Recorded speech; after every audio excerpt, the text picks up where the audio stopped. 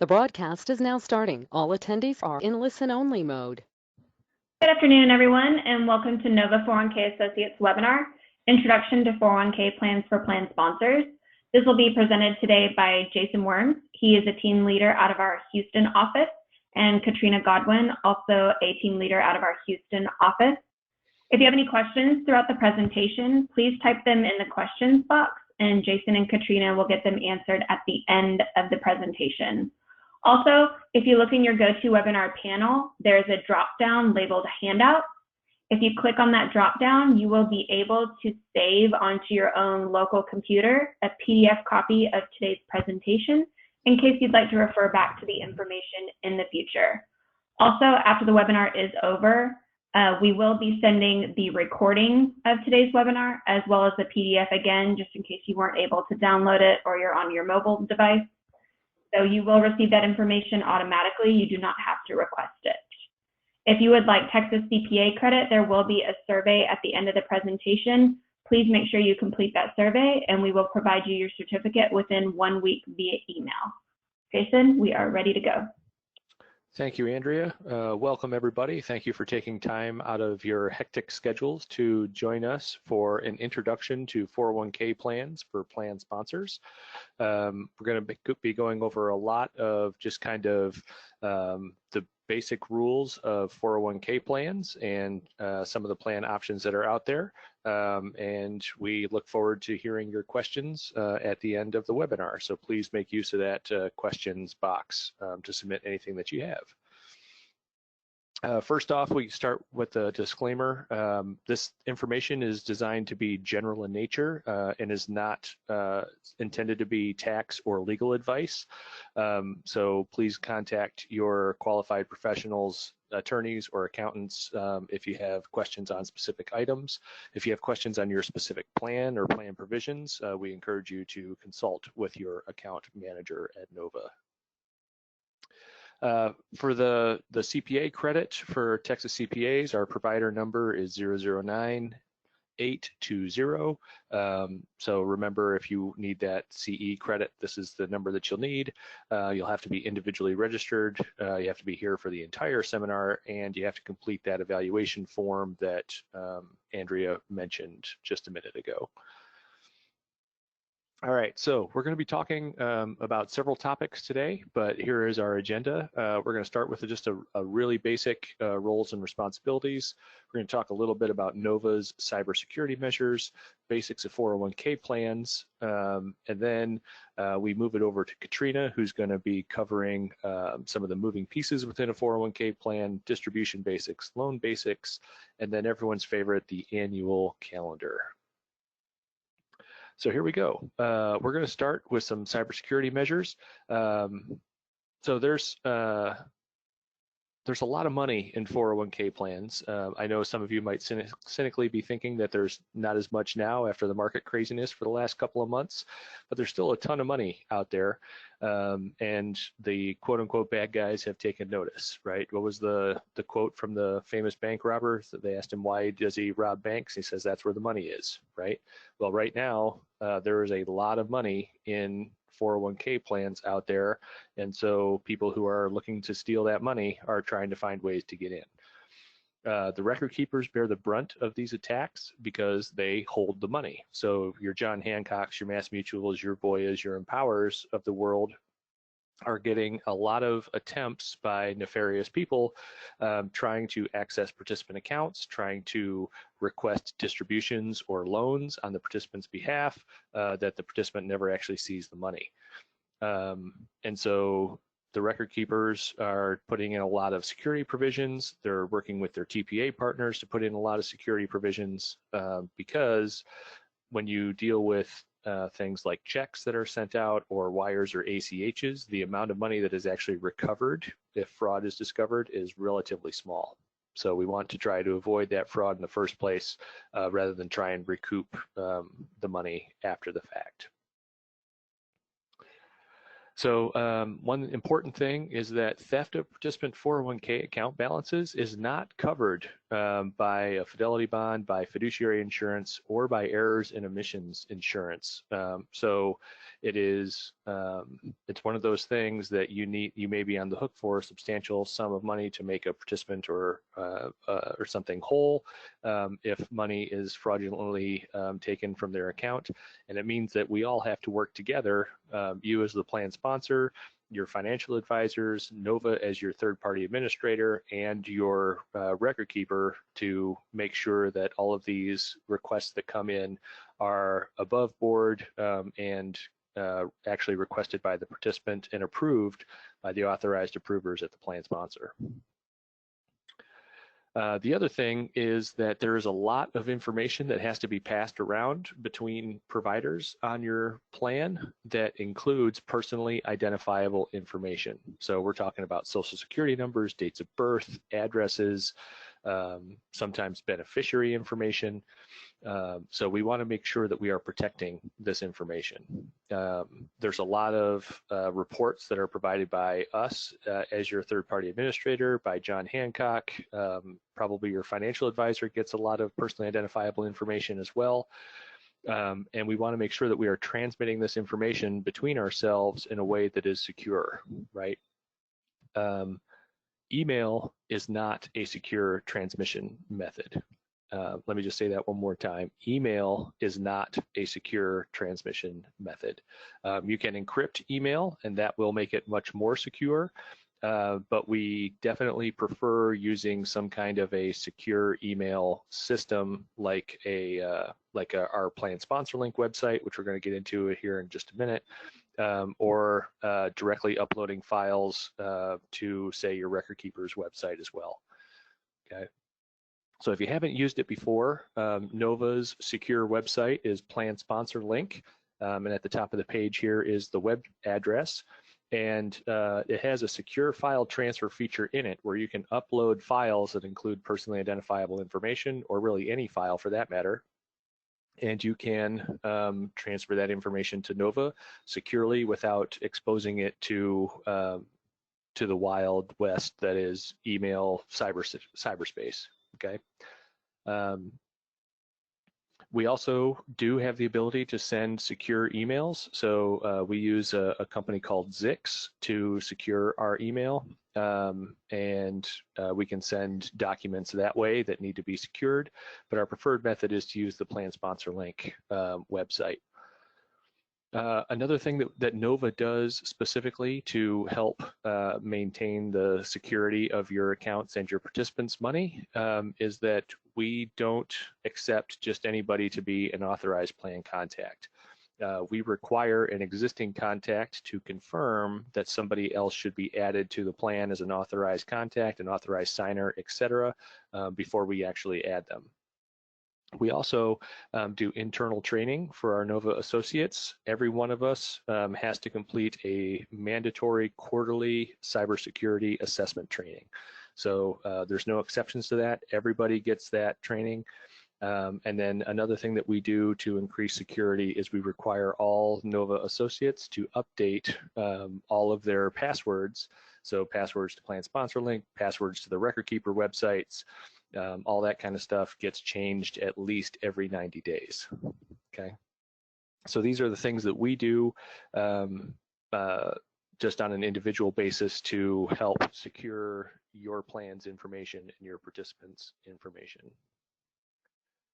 So things that we ask our plan sponsors and our financial advisor partners to do to help us keep data secure is use that plan sponsor link. So when you're submitting your year-end census information to us, use the census upload button rather than emailing that census file to us. Use the secure file transfer feature on the website on the plan sponsor link website to send us any information. Limit the number of people that get copied on emails. Sometimes we'll get emails that have personally identifiable information just typed into the body of the email, and there's 17 people copied on the email. I'm not entirely sure that all 17 people need to know that information or should have it, but there it is. And with each person that's added to an email, the risk goes up that that email could fall into the wrong hands. So while NOVA's policy is to always copy financial advisors on communications about our plans, we also try to limit the number of people that we copy on emails just to the people who need that information in order to make a decision. And that goes whether the email contains sensitive information or not. We want to limit the number of people that get get looped in on those conversations and on those requests. And then the other thing that we always recommend is that people use complex passwords, change them often. It's kind of ironic that on this slide the complex password we put is password, but this is better than your typical just typing in password for your as your password, but we definitely recommend something more complex than that. So a real quick talk about roles and responsibilities here. This is kind of the four partners that come together to make a 401k plan successful. You got your investment providers, you got your financial advisors, and then we got the plan sponsors, right? So plan sponsors, you are the target audience of this webinar. We're going to be talking as if we were talking to you for this entire session. And we are going to be talking mostly about NOVA 401k associates, the TPA role down here in the bottom right. So Katrina is going to go into a little bit more detail later about the financial advisor and the investment provider, but most of this presentation is going to be on what NOVA 401k associates does for you as your TPA partner. Okay, so here we go into the basics of 401k plans. A 401k plan at its heart is an opportunity for employees to save for retirement on a pre-tax basis. So studies have shown that automatic deduction, automatic funding is the best way for individual people to accumulate savings, whether it's retirement savings or not. And so the 401k plan, one of its secrets to success is that it comes out of an employee's paycheck. It's a payroll deduction. It comes out before any money hits the employee's bank account, which means that it is much more likely to be saved and much more likely to be maintained by the employee. As a result, the 401k plan is typically the biggest asset for a participant outside of their home. And in many cases, it is even a larger asset than their home anymore. As defined benefit plans or money purchase plans, et cetera, have kind of gone by the wayside, the 401k plan has risen to become the primary retirement plan for most people in the United States. It's a valuable employee benefit, and it is a retention tool and a way to recruit new people to join companies that offer them. Now, the 401k plan is a pretty good deal for plan sponsors and for participants, and so as a result, it is highly regulated. So the IRS and the Department of Labor are our main regulatory agencies that look after 401k plans, and as is the case with many things that are organized and covered by the government, common sense does not always help when you are trying to work through an issue. The rules change frequently, whether that's because of Congress, whether that's because the IRS or the Department of Labor. There's a lot of people with their hands in the pie, and they all want to do things their own way. The good news is that in almost every case, the answer can be found by looking at your written plan document. NOVA provides that written plan document for you, and so we are the people that you want to ask if you are concerned about how your plan should be operating for one thing or another. So just to kind of illustrate this a little bit, if you have a plan sponsor who wants to exclude their hourly employees from the 401k plan, so you have a shop where it's both hourly and salaried people, and you do not want the hourly employees to participate in the plan. The plan document has to be written to exclude them, okay? So you don't get to make that decision just on a whim. Your written plan document has to be written to exclude that. The IRS will have something to say about that, so there is going to be some kind of testing that's likely required based on whatever provisions you have set up in your plan. So that's another thing that NOVA does for you, is we prove to the regulatory bodies that the way that your plan is set up meets with all the rules and does what it's supposed to. So drilling down a little bit deeper, as far as these regulatory agencies, the IRS, everyone knows who the IRS is, but as far as retirement plans are concerned, the IRS ensures that we help that your 401k plan complies with the federal statutes, which are laws, and with the IRS regulations. The biggest one is non-discrimination testing. So non-discrimination essentially means that your plan benefits all employees within reason, essentially equally. Pretty much what they're looking for is they're making sure that the plan does not benefit the highly paid people at your company and or your owners more than it benefits everybody else. And that's how non-discrimination works in the context of a 401k plan. The IRS, since they are a tax governing body, they are also very interested in taxable events, as in distributions from the plan. And they're also interested in deduction limits for tax purposes, which deals with your contributions into the plan. The IRS also has purview over the written plan document that we talked about already, and they are there to ensure that the terms of the plan document are being followed and implemented correctly. By contrast, the Department of Labor deals more with the participant side of the equation. So the DOL is worried about the participants, their outcomes, and what they're being told. So 401k contributions and loan repayments need to be deposited timely. That is the purview of the Department of Labor. They also are in charge of the investment lineup that is offered to the participants to make sure that it's prudent. They also check to make sure that the expenses that are paid by plan assets are reasonable. So they don't want someone that has a very expensive plan that is paid for from the backs of the participants in the plan. They want to make sure that expenses are reasonable. The Department of Labor also gets a copy of what's called the Form 5500, which we'll talk about in a little bit more detail later, but it is essentially the 401k plan's tax return. It's not really a tax return because a 401k plan will never owe taxes, but that's the closest equivalent that there is out there. So a Department of Labor person would come up to you, for example, and say, hey, what's your preferred investment alternative for an employee who puts money into a 401k plan, but the person hasn't made an investment election yet. So they haven't told anybody how they want their money invested. The Department of Labor expects you to have an answer to this question. For most plans, the answer is a balanced fund or a life cycle fund or a target date retirement fund. Up until, I don't know, a couple of years ago, money market funds and stable value funds were commonly used, but eventually the thinking has changed over that retirement, like 401k plan, should be used as a way to accumulate funds for retirement.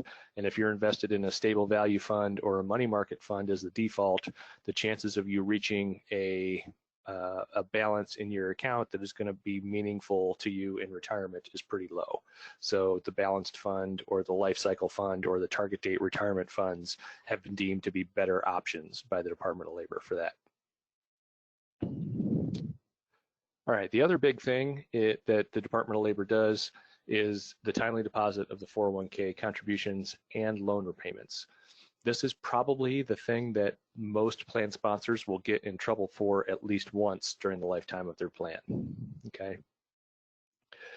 If you think about it, when you take a deduction out of an employee's paycheck, that deduction is money that the employer is holding on to on behalf of that employee. And so if that money isn't sent where the employee told them to send it within, the longer the employer holds on to that money, it's essentially a loan from the employee to the employer until the money is done with what the employee wanted. And so the Department of Labor says that contributions and loan repayments to 401k plans must be deposited in those plans within a certain time frame from the pay date. And if they are not, then the employer has to essentially make the participant whole for the investment earnings that they have missed out on.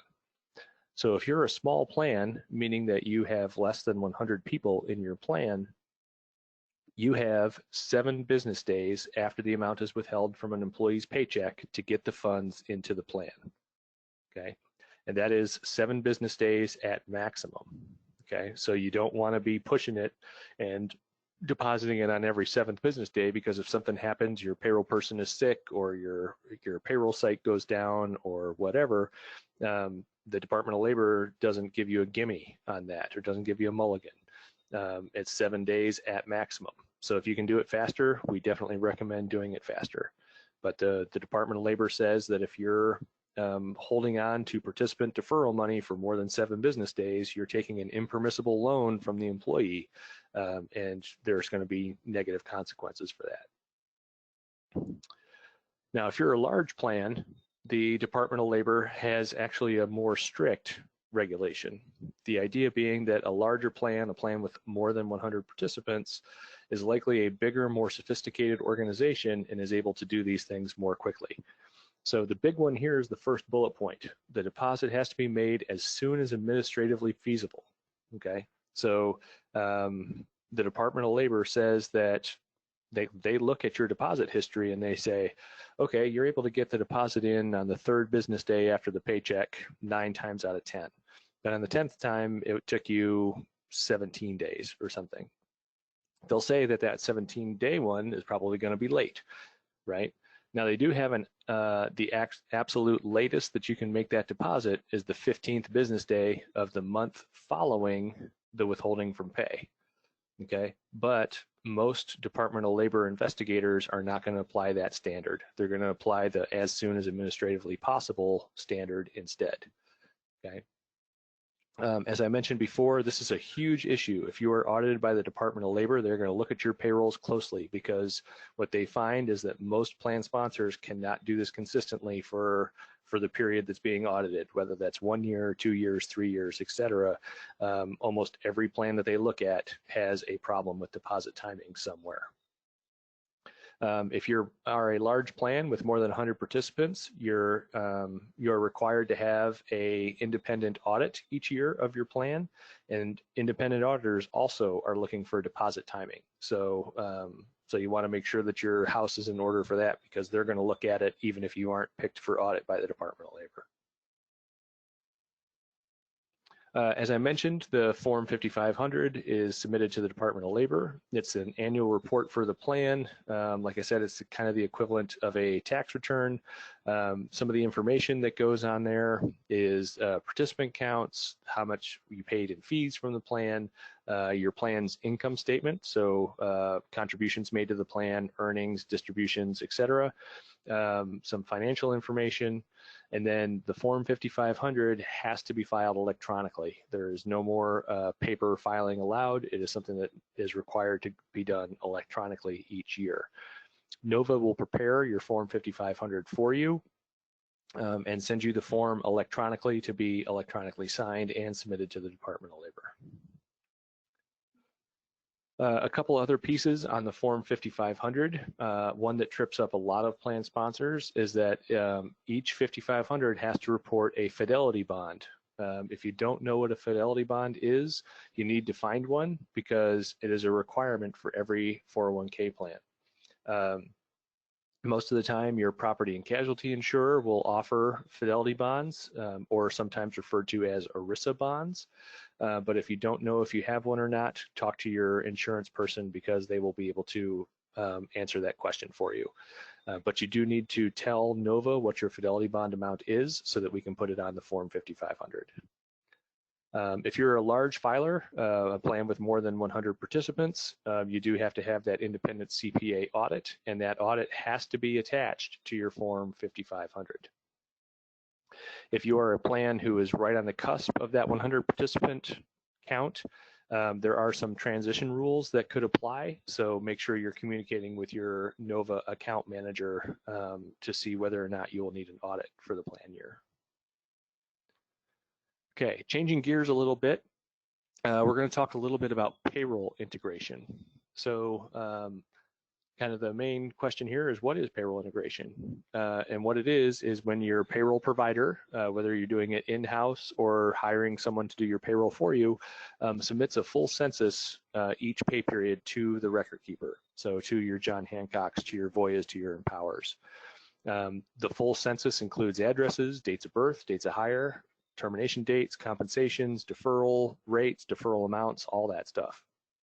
It includes every employee, whether or not they contribute to the plan.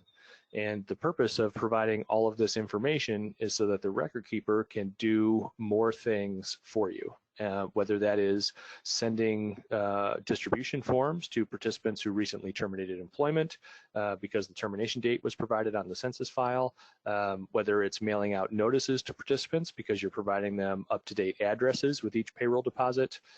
Those types of things help the record keeper help you run your plan.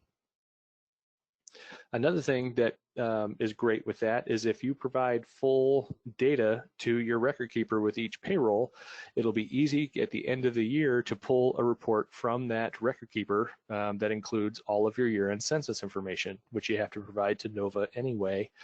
So it could be an easy way for you to pull all that information at once. If you're a plan that uses automatic enrollment, where your participants are signed up to defer to the plan immediately upon being eligible, whether they sign up or not, the automatic enrollment is going to be made much easier if you can provide that full information to the record keeper, because that way the record keeper can keep track of when an employee becomes eligible for the plan. Address changes just make it easier because it's being provided to the record keeper automatically, and then you don't have to go in and manually change an address when somebody moves or when someone's rehired or any of those types of things. So there's two types of payroll integration out there, 360 and 180. And kind of as you would expect, a 360 payroll integration means that the census data flows both ways. So you're providing information to the record keeper with each payroll. The record keeper is providing information back to you. So if someone requests a loan online, then the record keeper can send back to you what time the loan repayment should start. You know, deferral change amounts, address changes, that kind of stuff all gets fed back to you, so that no matter where the change is made, both ends of the equation are getting the updates. By contrast, payroll integration 180 means that the census data just gets provided to the record keeper. So the record keeper doesn't provide anything back, which is typically a cheaper option, but again, depending on the complexities of your payroll, you might be looking for the option that does a little bit more for you. Okay, so changing gears to talk in a little bit more detail about some of the provisions that apply to 401k plans and things to kind of look out for as we go. So the first one is, like we talked about earlier, non-discrimination testing. This is a series of tests, really, that apply to 401k plans. The first non-discrimination test is what we call ADP testing.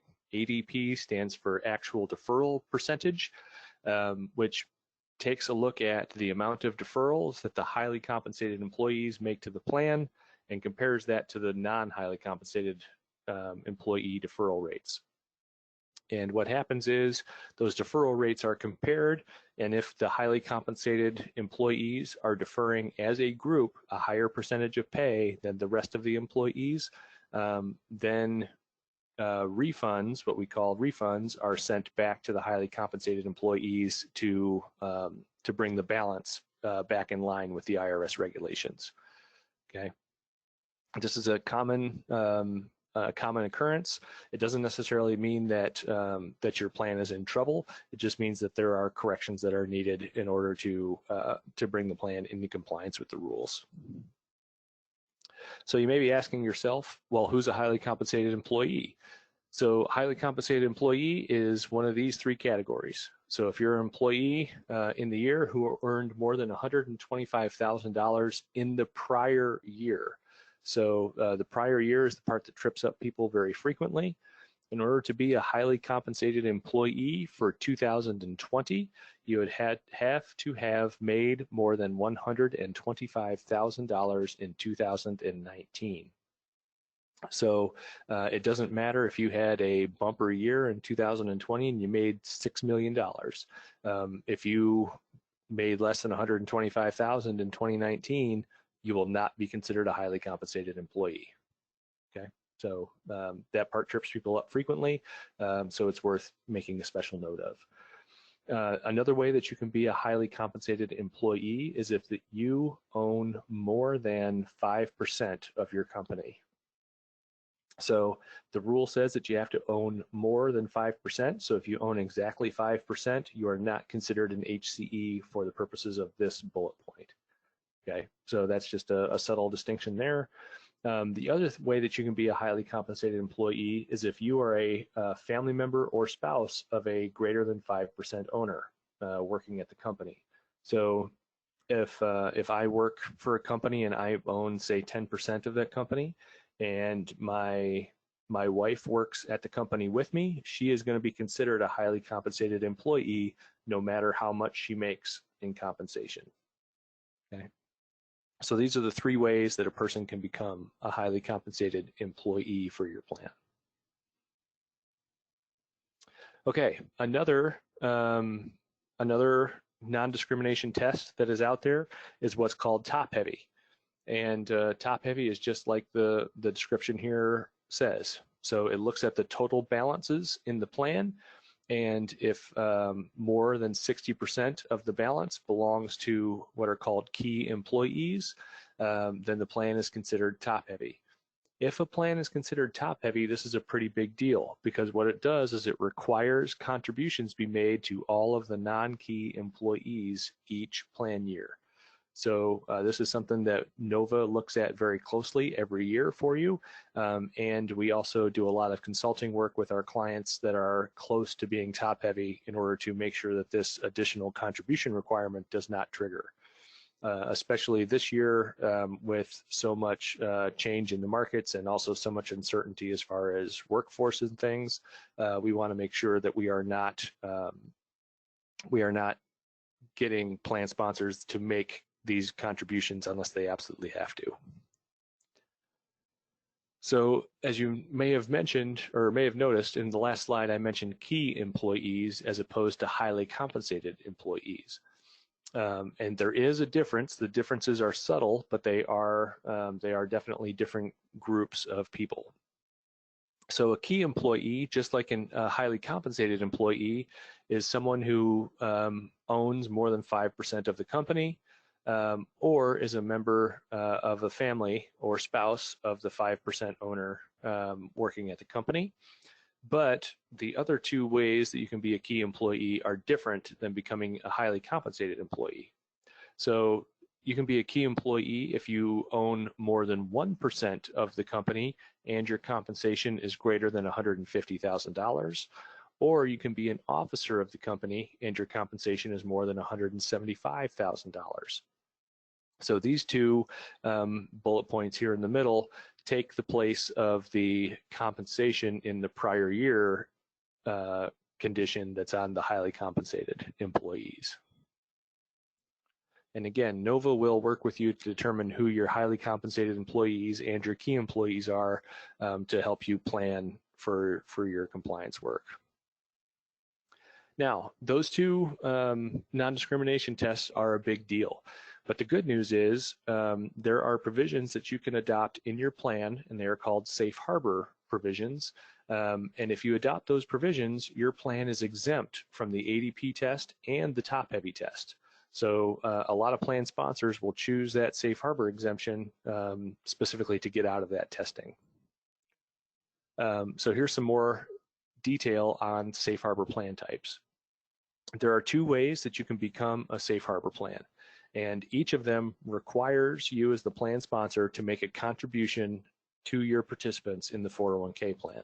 The first type of contribution is a match, and the formula is, or the cheapest formula that's out there is that it's 100% match of the first 3% of compensation deferred by the employees.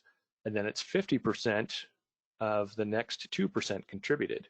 So if you're doing the math in your head, the maximum match that an employee can get under this formula is 4% of pay. Okay.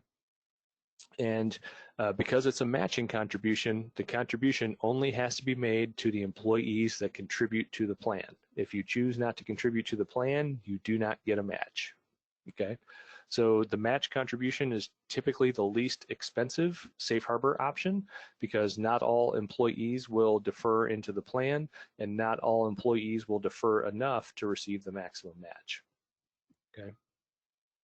A second type of being a safe harbor is what we call a non-elective, and this one means that every person who is eligible for the plan, and by eligible I mean has the ability to contribute, whether they are contributing or not, they get a contribution to their account equal to 3% of pay. Okay. So these contributions are required. A person does not have to stay employed for the entire year. If they terminate during the year, they still have to get this contribution. This contribution is also 100% vested in the employee's account, so it doesn't matter if they've been with you for 3 months or 30 years, they will get the entire amount that's deposited on their behalf when they terminate employment. Okay, so the safe harbor, like I said, exempts plans from those two non-discrimination tests, the ADP test and the top-heavy test. There are additional non-discrimination tests that are required each year, but not all of them will apply to every plan. The coverage test will apply to every plan. Most plans will pass this testing automatically, so it's generally speaking not a big deal. If you are in any danger of having an issue with your coverage testing, your NOVA account manager will be in touch with you to consult about it, to plan for it, to make sure that you know about it before it becomes an issue. Profit sharing testing is another non-discrimination test, and this one only applies to plans that make a profit sharing contribution after each year. So that would be a contribution that goes to employees, again, whether or not they contribute to the plan. And if you do this contribution, you probably know a little bit about it. If you don't but are interested in it, definitely contact your NOVA account manager and they can talk you through what the rules are and how to best set this up for your plan. Now, the last type of non-discrimination test that we typically do for clients is called compensation testing. If you have a plan that excludes certain types of compensation for plan purposes, so a popular one for us is plan sponsors will exclude bonuses from compensation for plan purposes, meaning that if you are going along getting your regular paycheck and you're deferring 5% of your pay on it, and then once a year or however you structure it, you get a bonus, the bonus payment would not have any 401k deduction taken from it because bonus is excluded from compensation for the plan purposes. Okay, so if you have a provision like that, then compensation testing may be required for your plan. And again, your NOVA account manager will be in touch with you to help coordinate that and consult about how to best set that up to achieve the goals that you're looking for with your plan. Okay, switching away from non-discrimination testing, talking instead about plan documents and having those be amended timely. So plan documents, and again, plan documents are a piece that NOVA takes care of for you. They have to be amended from time to time to stay current with laws and regulations. So as part of the budget that was passed at the end of 2019, there were several provisions that applied to retirement plans and that require plans to be amended to keep up with those law changes. When the CARES Act was just passed here a couple of weeks ago, just a couple of weeks ago, that also had several retirement plan related provisions in it, and plan documents will have to be amended to incorporate those changes as well. Amendments like that need to be executed within specific timeframes, and penalties will apply if those amendments are not executed timely. NOVA is going to prepare those amendments for our plan sponsors and send them out to you for signature. We also will be in contact as deadlines approach for these amendments to be signed, and there will be multiple follow-ups both on the phone and in writing as those deadlines approach if anyone is in danger of missing them. All right, and then talking more about what the IRS covers, the terms of the plan document are being followed. So stuff that is in the plan document that lays out how you deal with your plan include, but are not limited to, some of the following. So eligibility talks about what requirements a person has to meet before they can join your 401k plan. So most of the time these requirements are age and service, like you have to be at least age 21 and you have to be employed for at least a year before you can join the plan. Entry dates are kind of tied to the eligibility requirements, but they say when a person who has met the eligibility requirements actually joins the plan. So entry dates are typically something like at the 1st of each month or every January 1st and July 1st, etc. Compensation definition. So if you want to exclude, say, bonuses from your compensation, your plan document has to reflect that. So the plan document includes selections for various types of compensation if any of those would like to be excluded from your plan. Employer contribution rules are in the plan document also. So if you are a safe harbor plan, it will lay out what your required contribution is. If you make a discretionary match or a profit sharing contribution, those rules are also going to be listed in your plan document. And then a final thing is vesting. So vesting determines on the employer contributions how long an employee has to work for the company before they can keep their entire employer contribution. There are a bunch of rules around crediting service for vesting and how quickly that money can become available to the participant. So if you're curious about this and want more information, definitely talk to your NOVA account manager. Okay, so next up we have a series of common errors that that plan sponsors run into just through the general administration of their plan. And again, these things, for a couple of these, are just not following the terms of the plan document, and then some are just, oops, made a boo-boo, we got to go fix it. So, so like we talked about with the bonuses, right? So if you have a plan and you think that you're excluding bonuses from your 401k plan, but it turns out your plan document isn't written that way, if you exclude the bonuses from taking 401k deductions on them, then you could be in trouble and it'd be something you'd have to fix. Another thing that is a typical issue that we run into is employers that exclude part-time employees from the plan. One of the biggest issues of confusion is that the 401k plan eligibility rules are different than the rules for, say, health insurance plans. So just because a person is part-time and is excluded from your health insurance does not mean that they're going to be excluded from your 401k plan. So make sure that you're looking at your plan document and understanding that provision to see if your part-time employees are going to be eligible for that 401k plan or not. If you have participants who are over the age of 50, they can make what's called a catch-up contribution to the plan, which means they can defer above the IRS deferral limit in an effort to backload their plan value before they retire. If you make those contributions, most of the time those should be matched. Sometimes plan sponsors don't set up their payroll correctly, and so those catch-up contributions are not matched, which causes a problem that needs to be fixed. Sometimes plan sponsors have both pre-tax and Roth contributions available in their plans, and they'll have a participant that defers both pre-tax and Roth money, but they'll only make the match on the pre-tax money. Pre-tax deferrals and Roth deferrals both should be matched when you're setting up your payroll. So if that is something that you think might be an issue for you, definitely check with your payroll provider to make sure that you are matching both the pre-tax deferrals and the Roth deferrals. The next one is a simple one, but the summary plan description is a document that kind of summarizes the provisions in the plan, and it has to be distributed to the employees on a regular basis.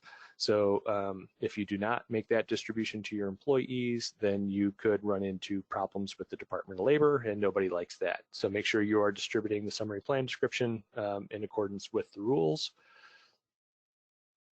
Another piece is not allowing new employees to participate in the plan when they are eligible to. So if you have a person who joins the plan on July 1st and they turn in their deferral election form and you're like, oops, I didn't see this, it's now October, that is a problem that you will have to contact your NOVA person, to your NOVA account manager, in order to get fixed. Okay, but that happens frequently, so you want to make sure you're setting up processes and procedures to ensure that you are collecting deferral forms for your employees before they become eligible, and then implementing those on a timely basis. And then the last one is not capping matching contributions based on the annual compensation cap. So if you have a employee who is lucky enough to make above the compensation cap for a given plan year, for example, in 2020, the compensation cap is $285,000. If you have someone who's making more than that, you cannot match contributions that are on a pay rate that is above that $285,000. So, and I think I have an example on the next slide. Oh, no, okay, we'll get to an example of that here in a couple of slides. But first, some of the other bullet points. So ABC's company plan has no age or service requirement, but does not offer Steve enrollment into their plan for 6 months, right? So talking similar to what I was talking about earlier. ABC company will have to make Steve whole by making an employer contribution for the missed deferrals that should have been in place for the last 6 months, and any employer match that Steve should have received off of that contribution. Okay, and again, NOVA can help you calculate those missing contributions and the earnings that are due on them. You just have to get with us if you think you have one of these situations. So here's the match that I was talking about. So best illustrated with this example on the slide. So your match formula is 50% of deferrals up to 6% of pay. So the maximum match contribution that any one participant can receive is $8,550. Okay, and the little bullet point there is how we get to that $8,550. So if you have a match formula that caps match at 3% of compensation, you cannot receive more than $8,550 in match for your plan in 2020. Okay. If you're concerned that you might have this type of issue pop up in 2020, talk to your NOVA account manager. They can work with you or with your payroll provider to make sure that the proper limitations are set up so that you don't go over the match amount. If you do go over the match, then any excess amount would have to be forfeited from that participant's account, which in itself is not that big of a deal, unless you have to explain to a participant who typically makes a bunch of money why you had to pull money out of their account. Okay. Okay, so talking a little bit more detail about eligibility. There are a couple of maximums that you have to conform with for your plan. So you cannot make an employee wait more than 1 year to join the plan after their hire date, and that you cannot make an employee be greater than the age of 21 to join your plan. Okay. You have to offer a minimum of 2 plan entry dates per year. You can require a certain number of hours of service in order to get that 1 year of service, but you can't be more than 1,000 hours. Okay. A full-time employee works 2,080 hours in a year. So a 1,000-hour requirement is essentially if they're working more than 20 hours a week, you're not going to be able to keep them out of the plan. You do not have to use these maximum age and service requirements. You can use shorter or non-existent eligibility requirements. So you could say that you have to be age 21 but have no service requirement, or you can say that you have no service requirement and you have to be age 18 to join the plan. You can make up anything that you like as long as it is not greater than 1 year and not older than age 21. Okay, so here's a little scale to kind of give you an example of how the eligibility process works. So we got a person who was hired on June 1st of 2019. You have a 1 year of service, no age requirement with semi-annual entry dates. So the January 1st and July 1st are your entry dates. You have a person who's hired on June 1st. They work full-time for you, so they've met their 1 year of service requirement on June 1st of 2020. So then when will they enter the plan? They enter the plan on the next entry date. And as we said, your entry dates are January 1st and July 1st. So your next entry date is going to be July 1st, 2020, and that's when the person will join the plan and start to be able to contribute. Okay, we'll leave this up here just for a second to let this soak in just a bit.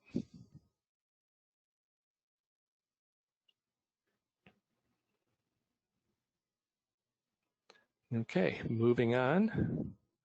Next up, we're talking about rehires.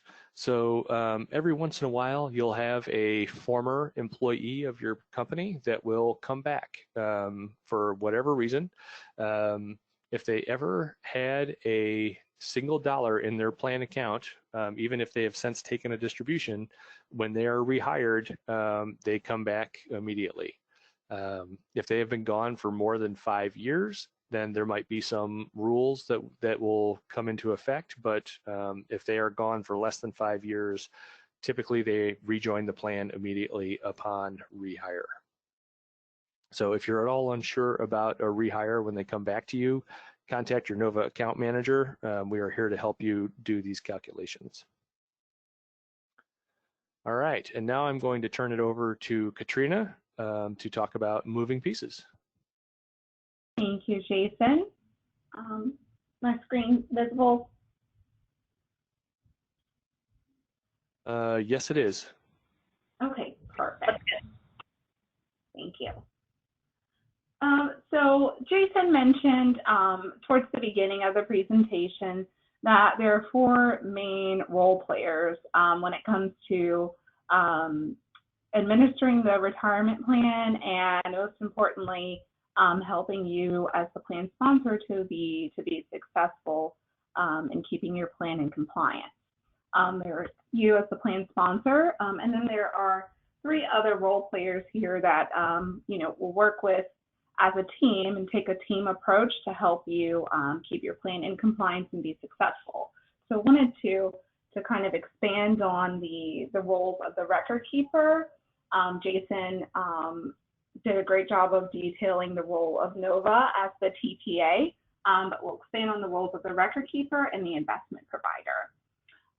The record keeper is the company that holds your plan assets and maintains the plan's financial records. So that's the company that when you submit your employee payroll contributions each pay period in the company, any company contributions, you're submitting those contributions to the record keeper, mainly through their online website. They maintain the participant accounts. So when the participants have questions about their accounts or need to make any updates to their account information, they would contact the record keeper. The record keepers are also available to assist with employee education and communication. Many of them offer assistance with employee enrollment meetings, providing you with the enrollment materials, online enrollment materials, and enrollment kits. The TPA, which is the third-party administrator, us here at Nova, as Jason stated, we complete the annual compliance testing for you. So a big part of that is you sending us or providing us with your year-end employee census data and completing a questionnaire for us so that we can complete that compliance testing and consult with you on it if we find any of the tests do not pass and be proactive about that. We can also calculate any annual contributions that your plan permits. So for example, if you wanted a profit sharing calculation or a matching contribution for the prior plan year, we can assist you with that and provide you with a per person breakdown detailing how much should go to their account for that particular contribution. Jason mentioned that NOVA provides your sponsors the plan document. So we can consult with you on and help you answer any questions about what the plan does and does not permit, as well as any plan design questions you have about making changes to the plan. So for example, Jason detailed the plan's eligibility requirements, but if you wanted to change those eligibility requirements, for example, go from a 1-year wait period to maybe 3 months, you'd want to contact your NOVA account manager to make sure we're considering all the different implications of making those types of changes. And then also, if we decide to move forward with making that change, implementing it in your plan document. NOVA also assists with employee loan and distribution requests. We have a full distribution department that can assist with participants filling out distribution forms, the actual paperwork or online requests. And then we also review the distribution request and loan request to make sure that they are in good order, that they comply with the plan's distribution and loan provisions, which is very important for compliance purposes, and also that the requests have all the information needed to be processed at the record keeper, and we also work to confirm that they are actually processed. And then lastly, but certainly not least, the investment advisor, let me go back to another important role from NOVA, our government reporting. So Jason mentioned there is an annual information return that most plans are required to file with the Department of Labor. That filing is called a Form 5500. So NOVA will prepare that Form 5500 based on the year-end census data that you provide to us, along with the year-end report that your record keeper makes available to us. So we'll use that data, prepare the Form 5500 for you, and the good news is that we'll send you a signature-ready link so that you can e-file and e-sign that 5500 directly through the Department of Labor's online filing system. And then the investment advisor. Your investment advisor assists with selecting the plan's investment lineup and doing annual reviews of the plan's investments, making sure that they're still aligned with the plan's investment and retirement goals. And then two, they can work with your record keeper to put on enrollment meetings and making sure that you have enrollment materials and meeting with employees prior to their enrollment date to assist them with any questions that they might have about the enrollment. And so in working as a team, we really find that that's the best approach to helping you be successful in maintaining your plan. And so with those moving parts, there are always questions that might come up about how to run the plan, who do you go to for certain plan-related responsibilities. So we wanted to take a look at some of those questions. So first, how does the money, the plan contributions, how do they get to the record keeper? Most record keepers will provide you as the plan sponsor with a secure website where you can log in. You have a unique login username and password. You log in and submit the contributions via their online website. When you're submitting the contributions, and you've probably seen this or experienced it firsthand, when you're submitting the contributions, you'll provide the record keeper with a breakdown per person of the contribution amount, but also the type of contribution. So differentiating between the employee's elective deferral that was deducted from their paycheck, and then any company contributions that are made along with those. The record keeper will track those and record keep those contributions separately. So they'll show in the participant's account, but the participants will get a breakdown. They'll be able to see their employee contributions versus the company contributions. And speaking of employer or company contributions, who calculates the employer matching contributions? So the key there is really, again, that plan document. The plan document actually has a lot of power because it really dictates how the plan is run. So if the plan document states that the matching contribution is calculated on a payroll by payroll basis, then the match is generally going to be calculated by the payroll company, or if you're using in-house payroll, your payroll software. So the key there will be to make sure that you communicate to your payroll company what the plan's matching formula is and any cap or limit on that match. And then if you're using an in-house payroll software, making sure that that's programmed within your payroll software as well. If the match is in the document as an annual match instead, NOVA will assist you by calculating that match for you. That's, again, the key there is making sure that you've provided NOVA with your year-end census data, and we will use that to calculate your match for you. The plan may have a defined formula within it for the match. Most of our plan documents state that the match is discretionary, meaning that you as the plan sponsor can decide what matching formula you'd like to use.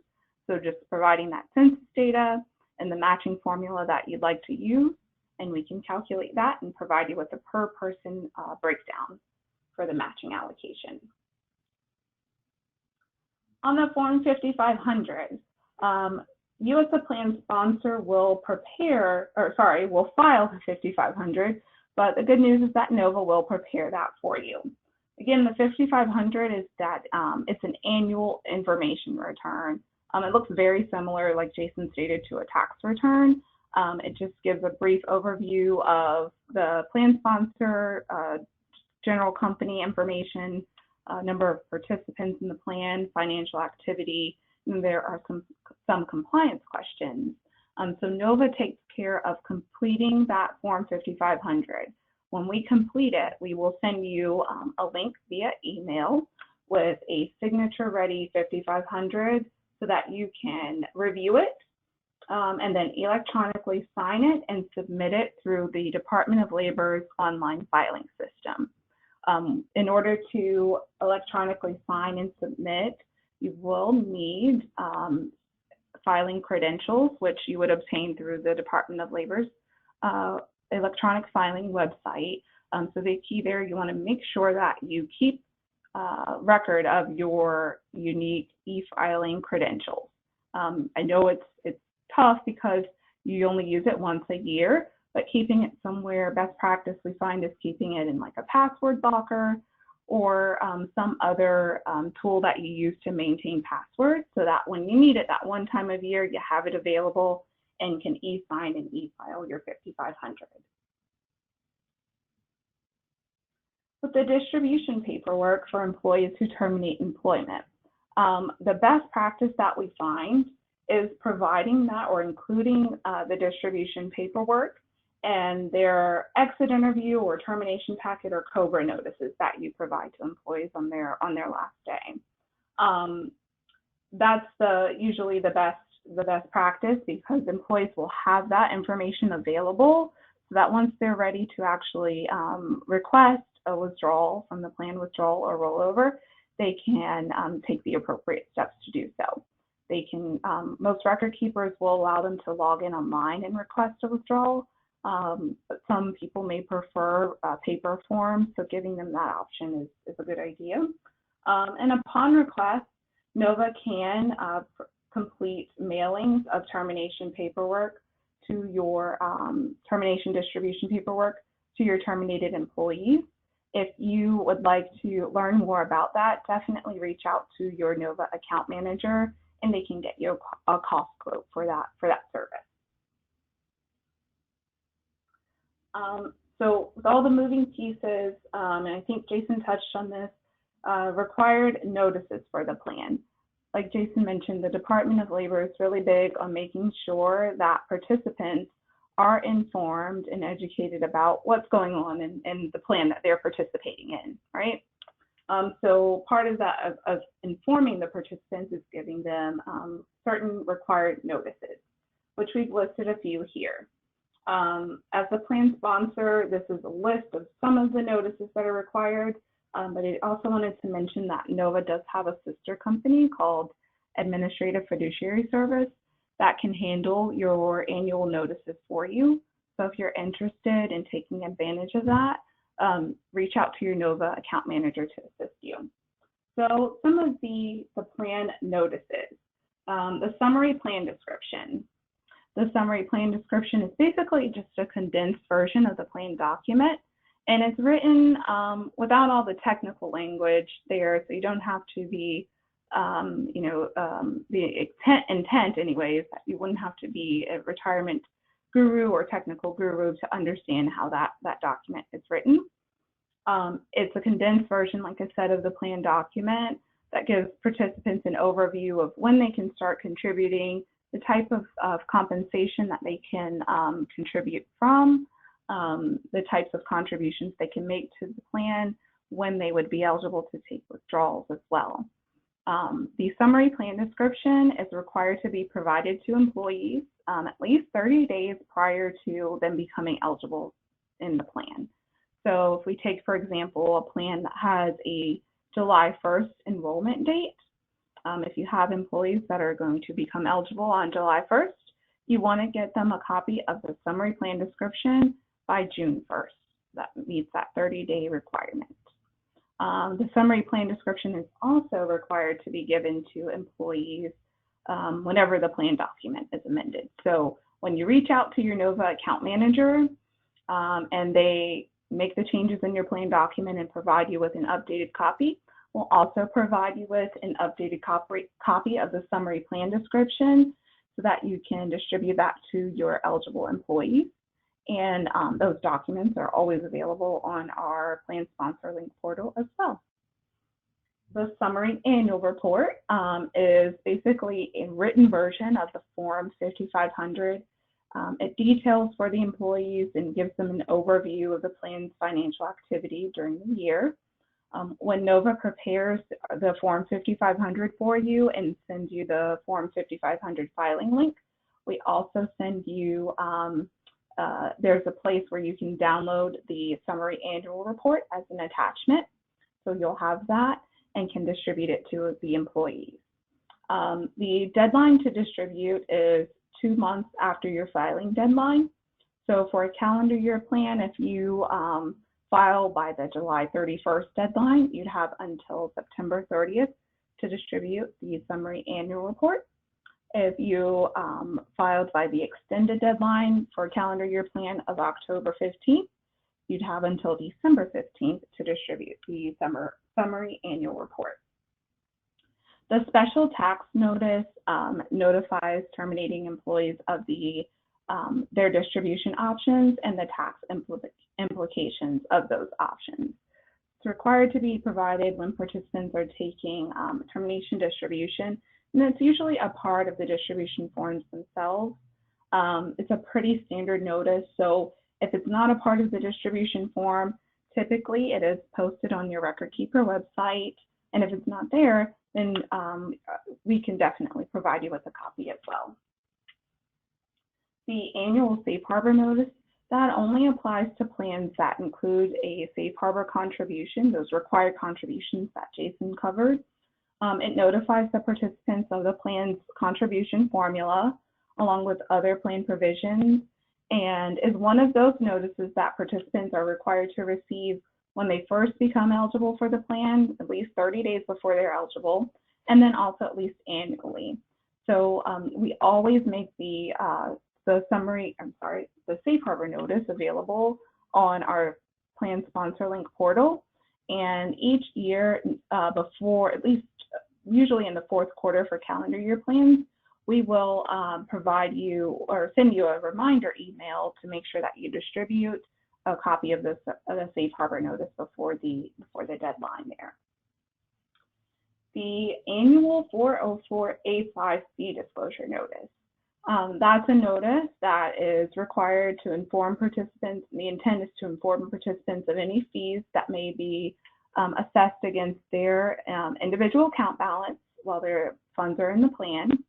It's typically provided by the record keeper, and that's another one of those notices that employees should receive at least 30 days before they become eligible, and then annually thereafter. And the automatic enrollment notice, it only applies to plans that include automatic enrollment provisions, but it tells the participants that unless they state unless they elect otherwise, they will automatically have deferral contributions withheld from their pay towards the plan at a stated contribution rate. And if your plan includes an automatic enrollment provision, you would want to provide that to employees again at least 30 days before they become eligible if possible, and then also annually. So we're going to get into next withdrawals, so distributions and loans from the plan. I want to preface it first by going over a little bit of the CARES Act that was recently passed by Congress and signed into law by the President. You probably heard a little bit about it in the news, or at least maybe even attended one of our webinars that we held last week on the CARES Act. But the CARES Act relief was intended to provide some financial relief. And part of that financial relief was loosening of some of the restrictions on withdrawals and loans that participants can take from the 401k plan. Specifically, the primary relief measures that relate to retirement plans, a couple different rules there that are being waived or loosening of restrictions. It's allowing that CARES Act allows in-service withdrawals for eligible individuals that were affected by or are being affected by the coronavirus pandemic, up to $100,000 actually, or 100% of their vested account balance. The CARES Act waives the early withdrawal penalty on those distributions, so the funds will still be considered taxable income, but that 10% early withdrawal penalty for folks that are under age 59 and a half is being waived, provided the person is considered an eligible individual and qualifies for a coronavirus-related distribution. It also allows participants to repay these distributions over a 3-year period. And lastly, it waives the RMD, the required minimum distribution requirement for participants that are age 72. So it waives those for anyone age 72 for 2020, and it expands some of the loan limits as well. It's a fairly recent act, fairly recent change. I think it passed just a couple weeks ago. So we, along with the retirement industry as a whole, the record keepers, we're working to develop processes and procedures to accommodate these withdrawals and making updates to withdrawal forms and just make sure that all the processes are in place. So as we get more information on that and roll out our processes, and the record keepers as well, you've probably seen some of the emails from them. So working on rolling things out. Those will be communicated to you, and if you have any questions, I definitely encourage you to reach out to your NOVA account manager. As a plan sponsor, you can elect into the different provisions of the CARES Act, whether it be allowing for loans, withdrawals. NOVA will have some defaults that we put into place. But like I said, if you have questions about those, contact your NOVA account manager. And we've also placed recorded version of the webinar that we did last week, specifically on the CARES Act and the distribution and loan provisions on our website at nova401k.com. So when I go through the distribution and loan basics here, just keep in mind that the CARES Act sort of if the plan allows for it, kind of overrides or adds to and loosens some of the restrictions that we're going to talk about here.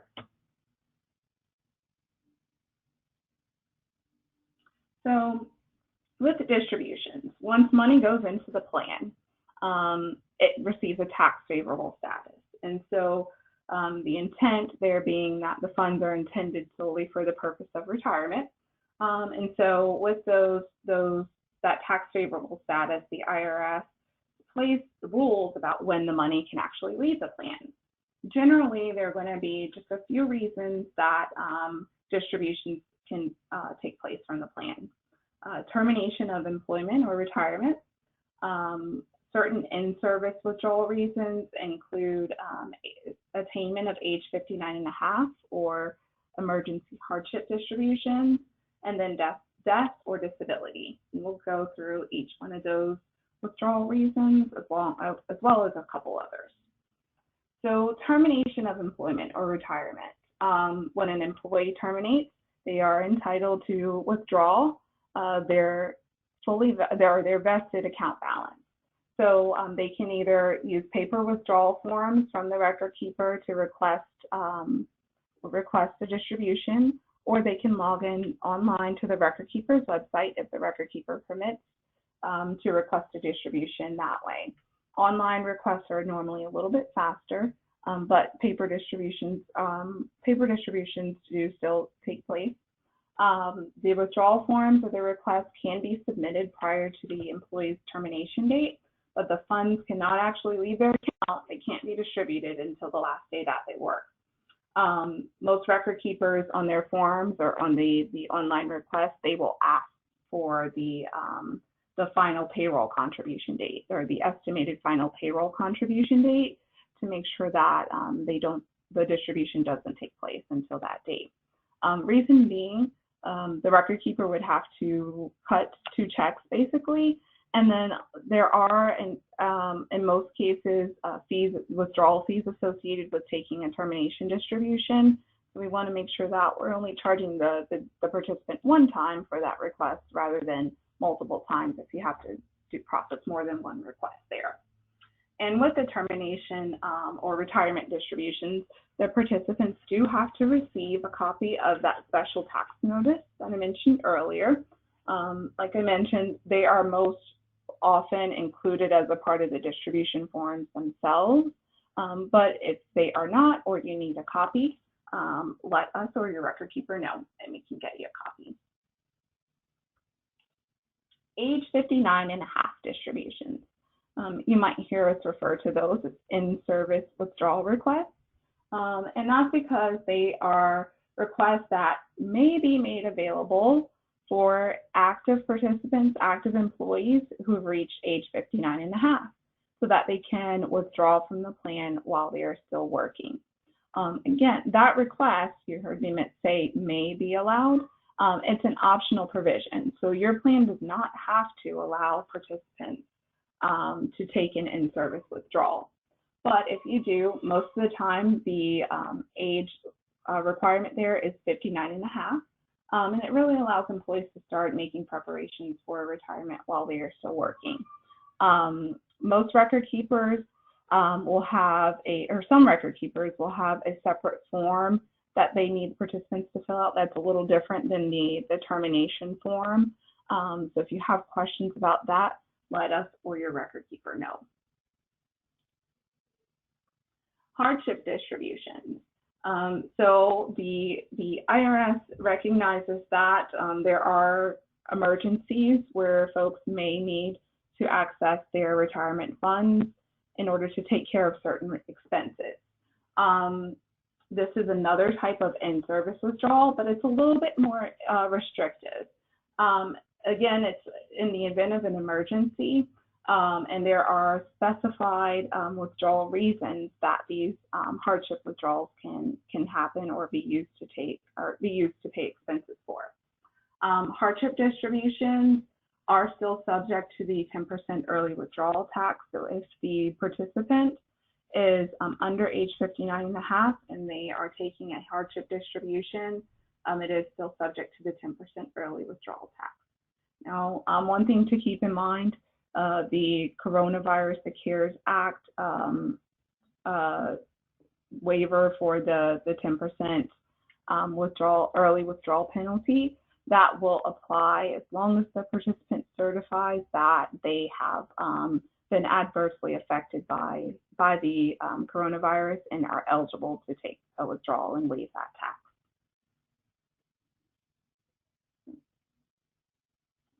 So, like I mentioned, there are only for the hardship distributions, again, separate from the coronavirus distributions, there are very specific reasons that these withdrawals can be processed, and we've listed them here. Those are purchase of a principal residence, amounts needed to prevent eviction or foreclosure on a home, unreimbursed medical expenses, the post-secondary educational expenses, casualty losses, and burial expenses. Now, the reasons for unreimbursed medical expenses, post-secondary education, and burial expenses, those apply to the participants themselves, their spouse, and their dependents. And in some cases, they're beneficiaries if they're different from their spouse or dependents. If a participant is requesting a hardship distribution, they will have to provide supporting documentation. The IRS is very strict about hardship distributions and making sure that the participants actually qualify for hardship distribution. So providing supporting documentation is one of those best practices that make sure that the distribution actually qualifies. So for example, if a participant needed to withdraw due to purchasing their principal residence, then they would want to provide a copy of the good faith estimate from the lender to support the withdrawal reason and the amount there. With hardship distributions, I mentioned the IRS is very strict on those. They were even more strict before 2019 and had a lot more restrictions on hardship distributions. But they've since kind of loosened some of those restrictions going forward permanently. So there are some new rules that you may have noticed have been implemented. Before 2019, participants, if they wanted to request a hardship distribution, they would have to first try to get a loan through the plan before the hardship could be processed, if the plan allowed for loans. That requirement has gone away. Another requirement that's gone away is stopping employee contributions to the plan for 6 months after they request a hardship. Before 2019, employees had to, once a hardship was processed for them, they would have to stop contributing to the plan for 6 months. That requirement has gone away so that employees, once they do a hardship distribution, they can continue to contribute if they want to. And then in general, the money types or types of contributions that the withdrawal could be drawn from were expanded. So employees could withdraw from their deferral investment earnings, safe harbor contributions, and employer contributions as well. Distributions due to death. When a plan participant passes away, their beneficiaries are entitled to take a withdrawal of their account balance. The key here is making sure that as the plan sponsor, you do have a current copy of that participant's beneficiary election on file. That's so important for this purpose here. When employees, when they initially sign up for the plan, initially enroll into the plan, they should fill out a beneficiary election form. And then anytime that they have a major life event, they should also fill out a beneficiary election form. It's a good idea for you as a plan sponsor also just to keep your records current, just periodically review your beneficiary election forms that you have on file for participants. Make sure you have one for everybody, and just every few years or so, have them go in and update and fill out a current, or a more current copy of it. Things change, and so keeping a current copy of that election form prevents any confusion and helps to make it clear who you should distribute the funds to in the unfortunate case that a participant passes away. In the case where there is not a beneficiary election form on file for someone and they do pass away and have an account balance, the plan document will tell us how to distribute the account balance then. Another type of distribution that can or that will occur in the plan are age 72 distributions, which we often refer to as required minimum distributions. And I'll preface this with saying that the recent CARES Act, the coronavirus relief, waived the required minimum distribution requirements for 2020. So for 2020, no one has to take, anyone age 72, they don't have to take required minimum distributions this year. But in general, beginning in the year that an employee or a former employee turns age 72, they have to begin taking a minimum amount as a cash withdrawal from their account balance. This generally will apply to folks that are considered owners of the company and any terminated employees that still have balances in the plan. If you have an active employee who has reached age 72 and still has a balance in the plan, but they're still working for you, they do not have to do the minimum distribution requirement for the year.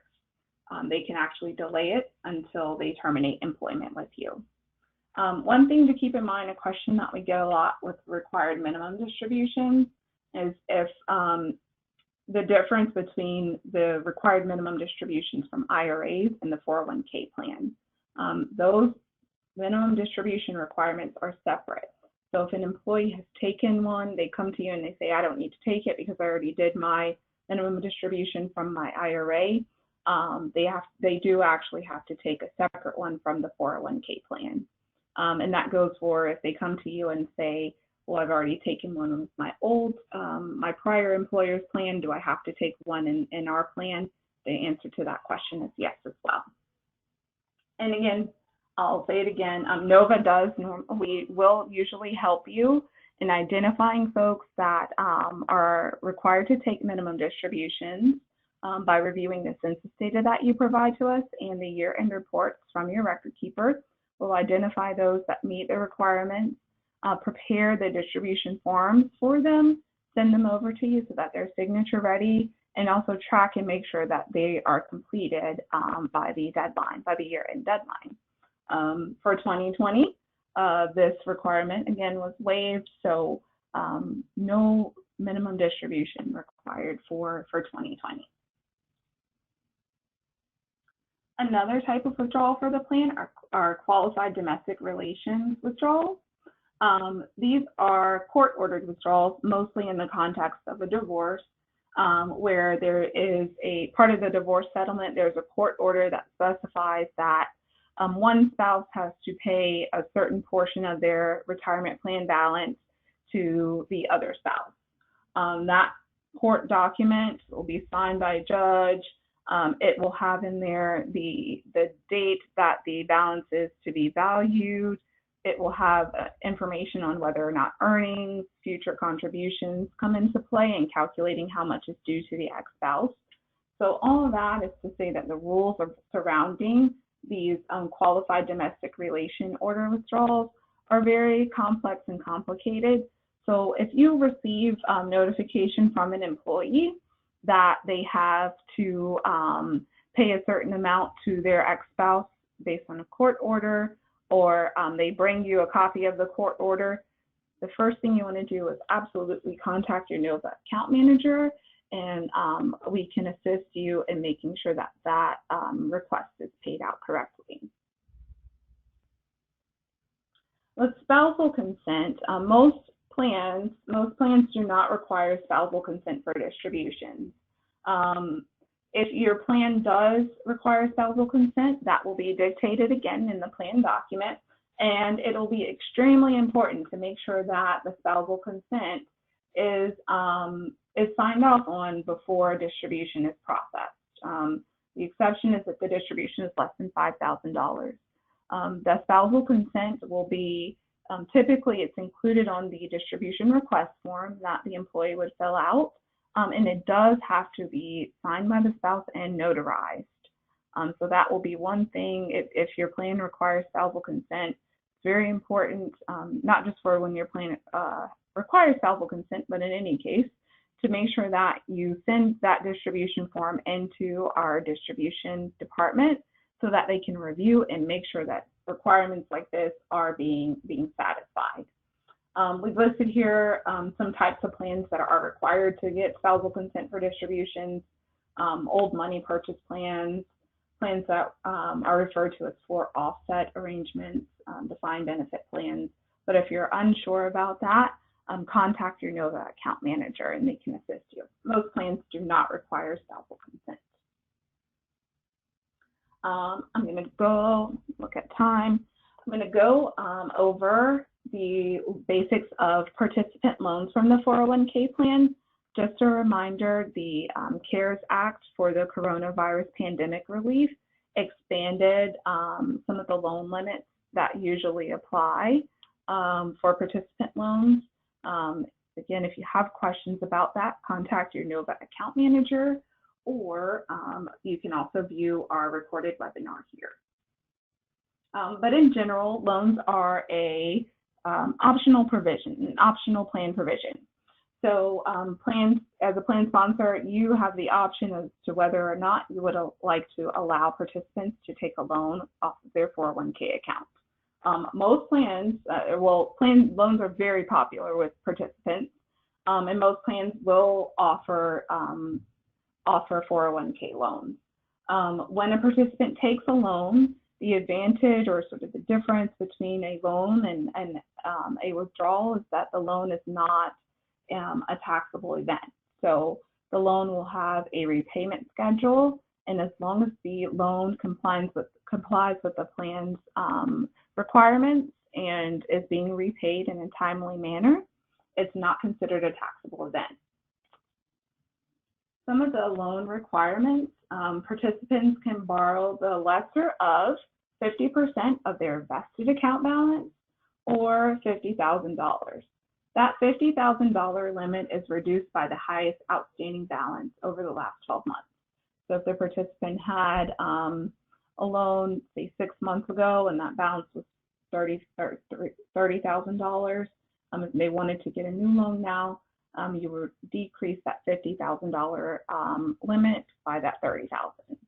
And again, I will state that with the coronavirus relief, the CARES Act coronavirus relief for loans, it allows participants to now take 100% of their vested account balance up to $100,000 as a loan, provided that they actually are eligible and have been affected by the coronavirus pandemic. Most plans that NOVA sponsors will provide a minimum loan amount of $1,000, which would mean that in order to get that, to get a loan, a participant would have to have a vested account balance of $2,000 so that they could get 50% of their balance. Loans must also be at a reasonable interest rate. So the typical loan interest rate that we use in our documents is the prime rate plus 2%. Most loans are required to be repaid within 5 years unless they are a residential mortgage loan, and those repayments are made via payroll deduction on a post-tax basis. So loan repayments are not pre-tax amounts. When the participant is repaying themselves, they're basically repaying themselves on a post-tax basis. When a loan is created, when a participant requests a loan, the record keeper will process the loan and also create a loan repayment schedule so that you know exactly how much to deduct from the participant's pay each pay period and remit to their account as a loan repayment. And then the loans will generally become due upon termination of employment.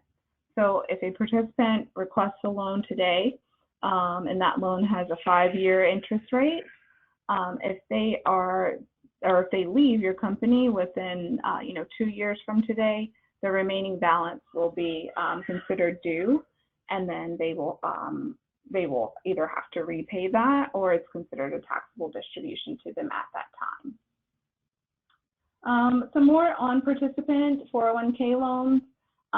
There are fees may apply for loans, either initiation fees or annual or monthly maintenance fees, and those fees are assessed against the participant's account, disclosed to them on that participant fee notice that they receive, and also on the loan transaction report that they would receive once the loan is issued to them.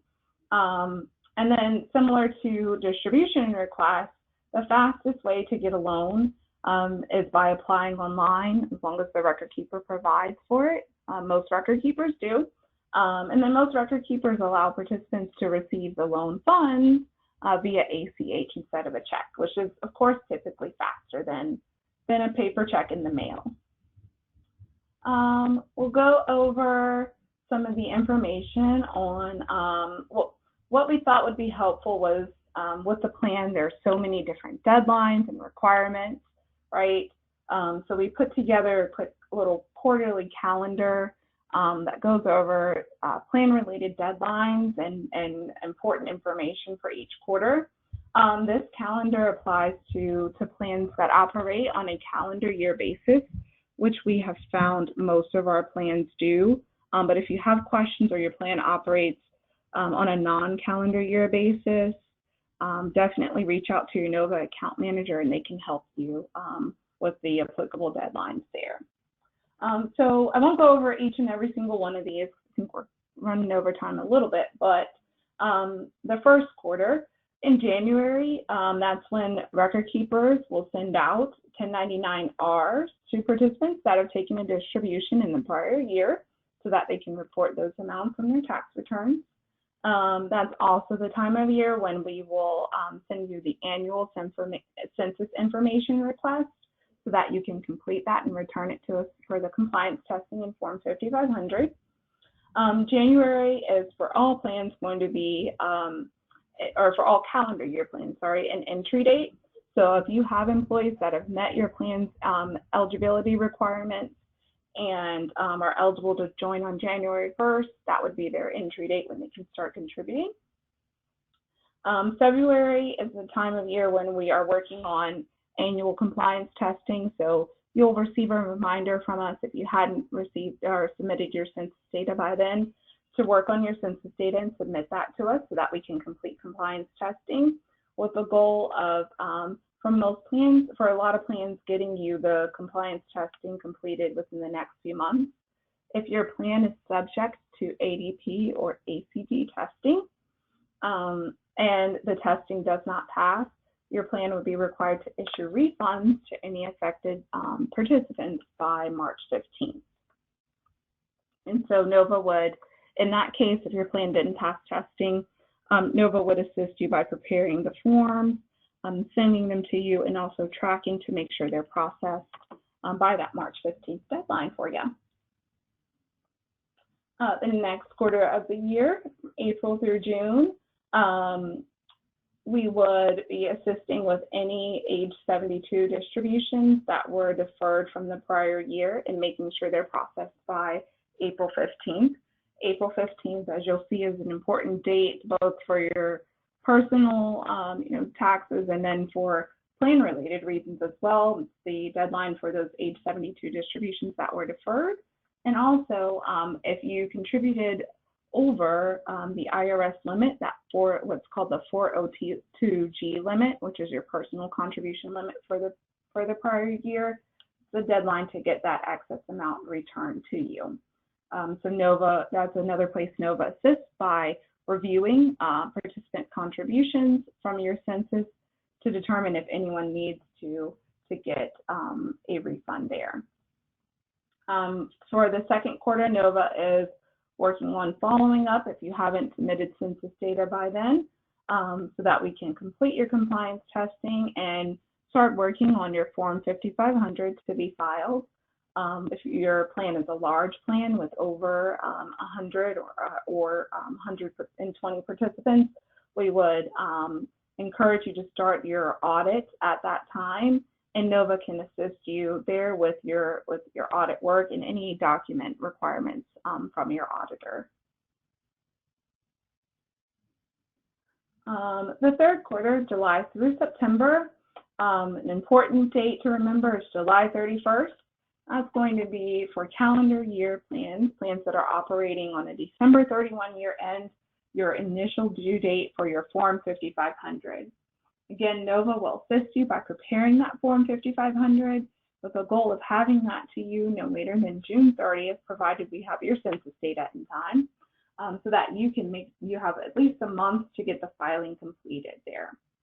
From August and September, we are offering to work on mid-year testing for you, consulting with you on any plan-related questions that you have there. And then if you're an audited plan, helping you to get your audit wrapped up. In September, that's normally the time that we begin working on mandatory distributions for you as well. And that September 30th date is your deadline to distribute a copy of the summary annual report to plan participants if you filed your 5500 by July 31st. And then the last quarter of the year, it's a busy time of year for retirement plans, just like it is for everything else. So we provide as much support as you need during this time of year.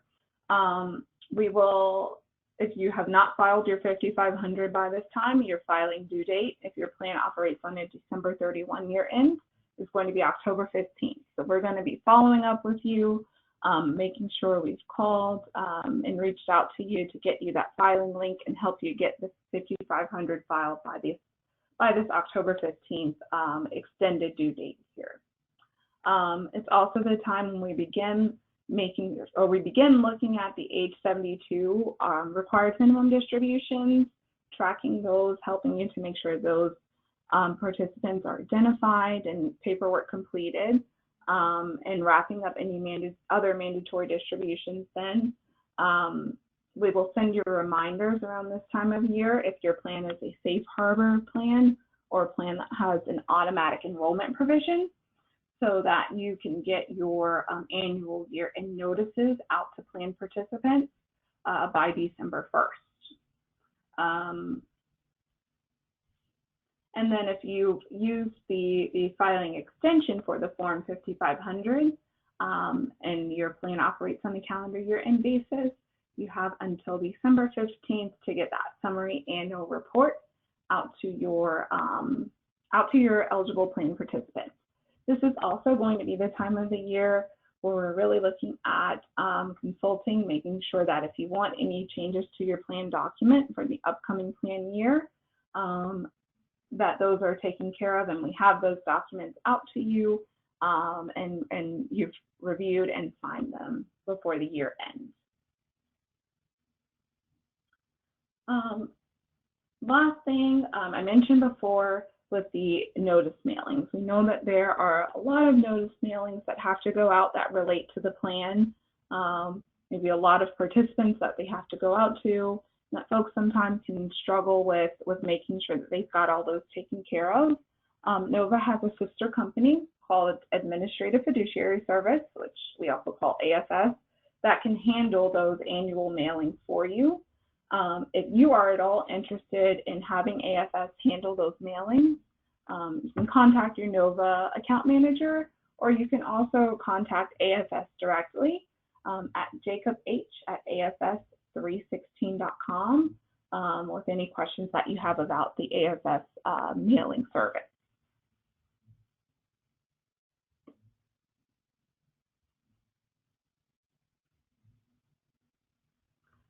And then last but not least, throughout the year, we're always holding webinars similar to this on this very topic here, if you need a repeat or a refresher, but then on other important retirement plan related topics.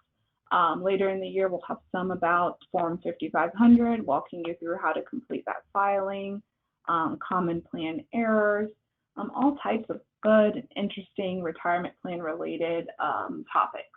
So if you're interested and would like to sign up to attend any of our other webinars, visit our website, nova401k.com/webinars.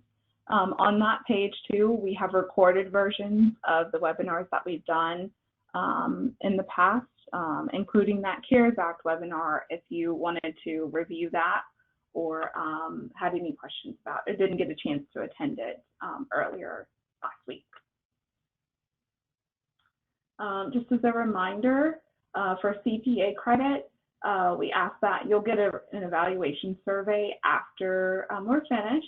So we just ask that you complete that survey, and we'll send you certification via email within 1 week. And if you have any questions, Andrea, I don't know if we've had questions come in. Yep, we've had just 3 questions come in. We'll go over those really quick since we went over a little bit on our time. But if you have any questions that just come up, throughout the administration of your plan, please contact your NOVA account manager. They are more than happy to help you. If you're not sure who your account manager is, you can send an email to webinars@nova401k.com, and I will send you that information directly. Also, again, you do not need to request the recording of today's webinar or the PDF if you didn't download it during the presentation. If you registered for today's webinar, I will send that to you automatically. So really quick, just the 3 questions we got. First one, what is the purpose of a fidelity bond? I can take that question. So a fidelity bond is essentially an insurance policy on the plan, so that if one of the plan fiduciaries or plan administrators were to do something illegal with plan funds, like go on a trip to Trinidad or something along those lines, the fidelity bond would kick in to make the plan whole for that fiduciary breach. So that's what the fidelity bond is for.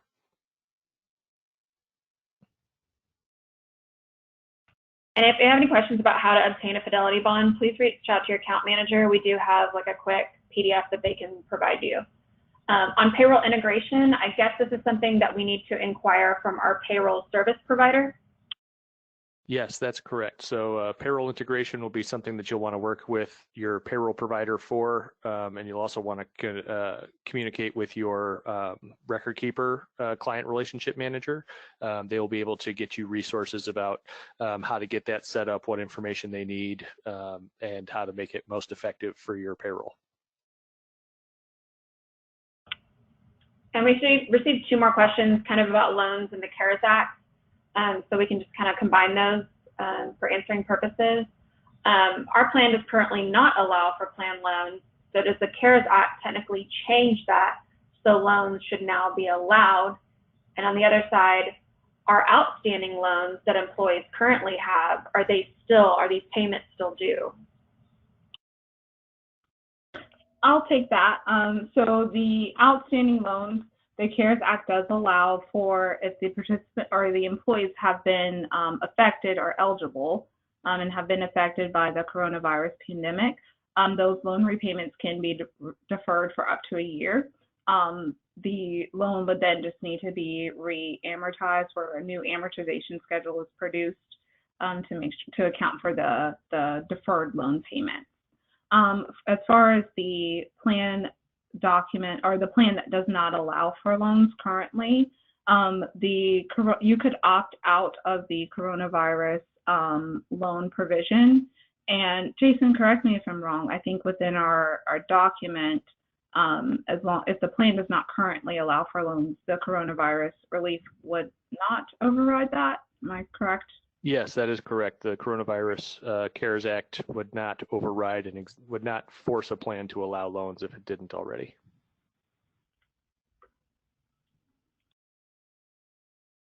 And really quick, concerning like the loan deferment, would they need to probably reach out to NOVA first on that, or reach out to their record keeper?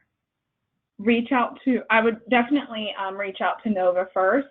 The CARES Act is pretty new, like we said, so we're still coordinating with record keepers just to make sure that we include that in the plan document amendment that has to be provided for with the CARES Act, and then also coordinating with the record keeper to communicate that the repayments would be deferred. All right. Well, we ran a little bit over, so we want to go ahead and end the call so everybody can get on and about with their day. But we just want to say that we really appreciate everybody taking time out of your day and all this craziness to attend. We know that this 401k is not typically your main job at work. You have many things going on right now, so we just really appreciate that. Again, right after the webinar, well, a little bit after the webinar, I will send a link to the recording of today's presentation along with the PDF automatically. But if you do have any questions, if you're not sure who your contact here at NOVA is, please email webinars@nova401k.com, and we're happy to help out. Thanks, Jason and Katrina. Everybody have a great day.